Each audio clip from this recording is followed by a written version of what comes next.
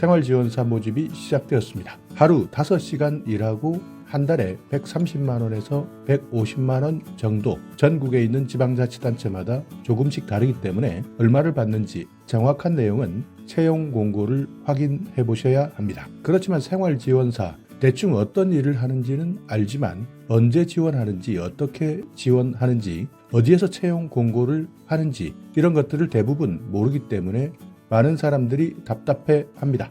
안녕하세요, 임플란트 타이거입니다. 드디어 2025년 생활지원사 모집이 시작되었습니다. 대부분의 지방자치단체, 그러니까 전국에 있는 지방자치단체에서는 11월부터 12월 사이 2025년 생활지원사를 모집하고 있습니다. 보통 12월 초 또는 12월 중순 정도 마감되는데요. 많은 사람들이 생활지원사 대충 내용은 알고 있지만 언제 어떻게 모집하는지 이런 내용을 모르기 때문에 지원조차 하지 못하고 있는 상황입니다. 일단 지원 신청 어떻게 하느냐 이 부분부터 먼저 알아보겠습니다. 대부분의 생활지원사 모집은 고용24 홈페이지를 통해서 확인할 수 있습니다. 일단 이렇게 먼저 고용24 검색하시고 들어가 보시면 통합 검색에서 생활지원사를 눌러보시면 됩니다. 이렇게 눌러보시면 2025년 생활지원사 모집 공고, 채용 공고가 쭉 뜨는데요. 더보기란을 눌러보시면 약 300건 검색 결과가 나왔습니다. 2025년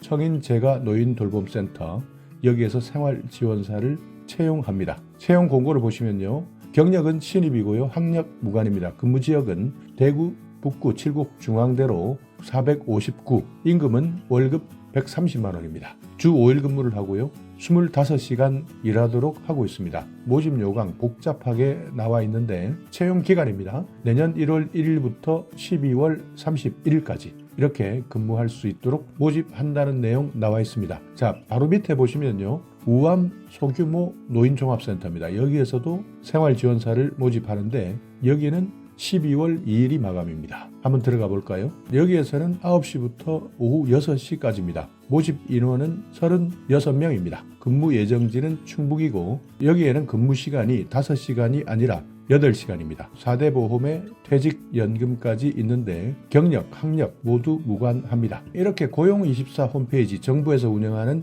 고용24 홈페이지에 들어가 보시면 전국에서 내가 살고 있는 곳, 생활지원사 어디에서 어떻게 모집하는지 대부분 나오는데요. 상주시 노인종합복지관 12월 2일까지 마감, 다사랑 재가노인지원 서비스센터 12월 4일까지 마감, 남양주 12월 5일까지 마감, 우암 소규모 노인종합센터 12월 2일 서울 강북입니다. 재가노인지원센터는 12월 4일 마감, 미추홀 인천입니다. 12월 6일까지 마감합니다. 이렇게 많은 곳에서 대부분 12월 초에 생활지원사를 마감하니까 생활지원사에 관심이 있는 분들은 일단 먼저 고용24 홈페이지에서 찾아보시고 만약 혹시 여기에 채용 공고가 없다면 내가 살고 있는 곳 시군구청에 물어보셔도 상관없습니다.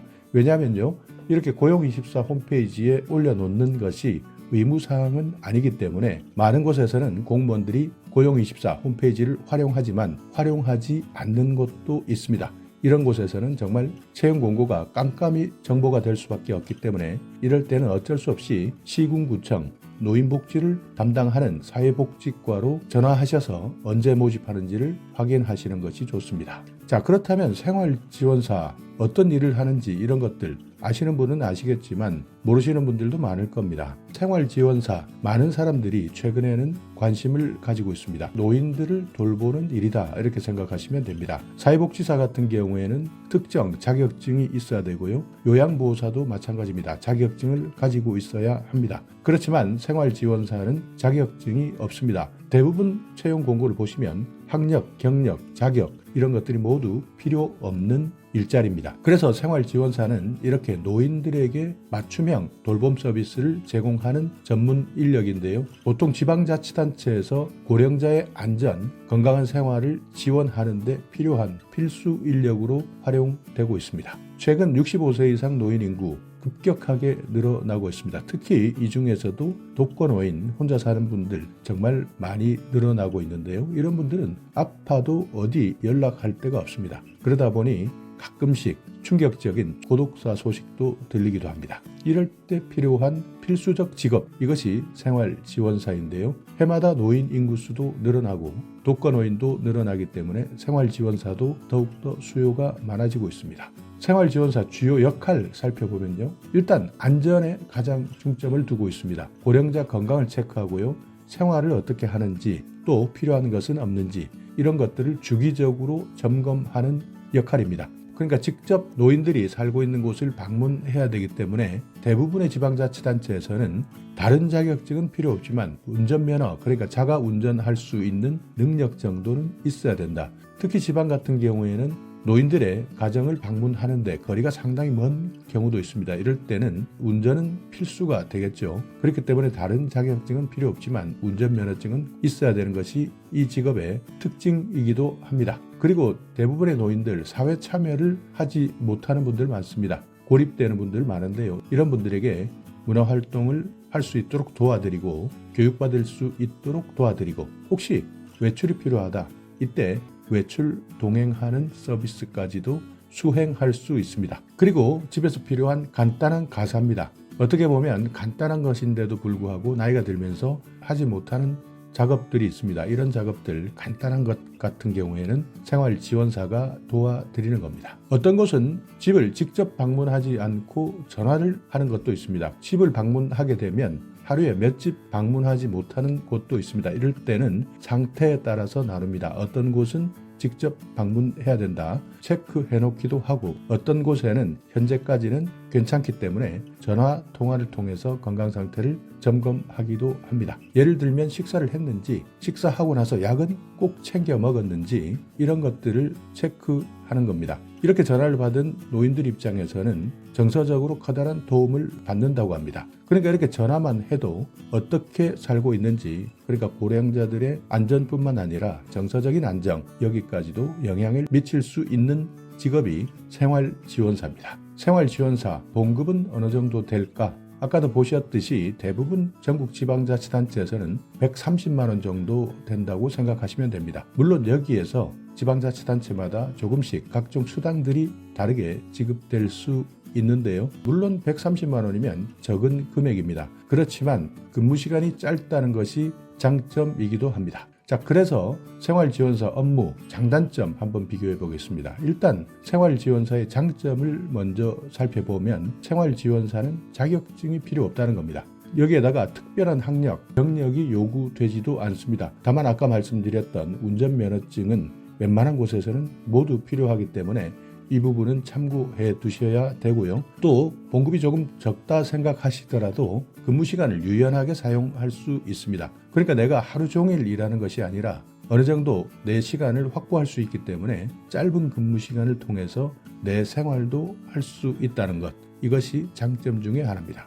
또 하나는 자부심입니다. 내가 사회에 기여하고 있다. 나를 통해서 많은 노인들이 돌봄을 받는다. 그렇기 때문에 생활지원사는 직업이기도 하지만 봉사자로서 커다란 보람을 느낄 수 있다 하는 장점이 있는 겁니다. 그렇지만 단점도 있습니다. 아까 말씀드렸던 것처럼 130만 원 정도 봉급받고 이것이 나의 생활에 도움이 될까 하는 것, 현실적인 문제도 무시할 수 없습니다. 여기에다가 대부분 1년 단위로 계약하기 때문에 오래 근무하고 싶어도 만약 계약이 해지된다면 그 다음에는 일을 할 수 있을지 없을지 모른다는 근속에 대한 불확실성이 있는 겁니다. 그러니까 보통 1년 단위로 계약하기 때문에 내가 평생 직장으로 생활지원사를 하겠다. 여기에는 어려움이 있다라는 단점이 있고요. 또 대부분 특정 시기에 채용이 집중됩니다. 아까 말씀드렸지만 보통 11월 또는 12월까지 전국적으로 새롭게 채용 공고를 내기 때문에 이 기간을 놓치게 되면 1년 또 기다려야 되는 경우 많습니다. 물론 가끔씩 지방자치단체마다 갑자기 그만두는 생활지원사를 대체하기 위한 긴급 채용 공고가 뜨기도 하지만 얼마 되지 않는 것이 현실입니다. 또 하나는 일이 비교적 너무나 단순하다는 겁니다. 반복적인 업무를 하는 건데요. 그러다 보니 또 똑같은 일을 매일매일 반복하다 보면 일하는데 부담이 될 수도 있습니다. 이런 장점, 단점들이 있기 때문에 내가 생활지원사를 하겠다 하시는 분들은 장단점을 꼼꼼하게 체크하셔서 지원하셔야 됩니다. 자격증이나 경력이 필요 없다. 대부분 이렇게 이야기했는데요. 만약 자격증을 가지고 있다 하시는 분들, 이런 분들은 어떤 곳에서는 우대 받기도 합니다. 사회복지사 같은 경우에는 이미 노인 돌봄에 대한 내용들을 이해하고 있기 때문에 우대 받을 수도 있고, 요양보호사 같은 경우에도 실질적으로 어떻게 돌보는지 노인들에 대한 돌봄 경험이 있는 사람들, 이분들은 우대하기도 합니다. 그렇기 때문에 실제 자격증은 필요 없지만 조금 더 우대 받으려면 사회복지사 자격증, 요양보호사 자격증, 여기에 운전면허증까지 있다면 지원하시는데 도움이 될 수 있습니다. 특히 남성보다는 여성이 생활지원사에 관심을 많이 가지는데요. 일단 생활지원사 지원하시려는 분들은 고용24 홈페이지를 잘 활용하셔야 되고, 만약 여기에 내가 지원하고 싶은 지역이 나오지 않는다면 반드시 시군구청 사회복지과로 문의하셔서 언제 어떻게 지원하는지를 확인해 보시는 것이 중요하다. 이 부분 꼭 참고하셔서 필요하신 분들 시간 놓치지 말고 지원해 보시기 바랍니다. 자, 오늘 영상 여러분께 조금이나마 유익한 정보가 있었다면요, 오늘도 구독 그리고 좋아요 부탁드리겠습니다.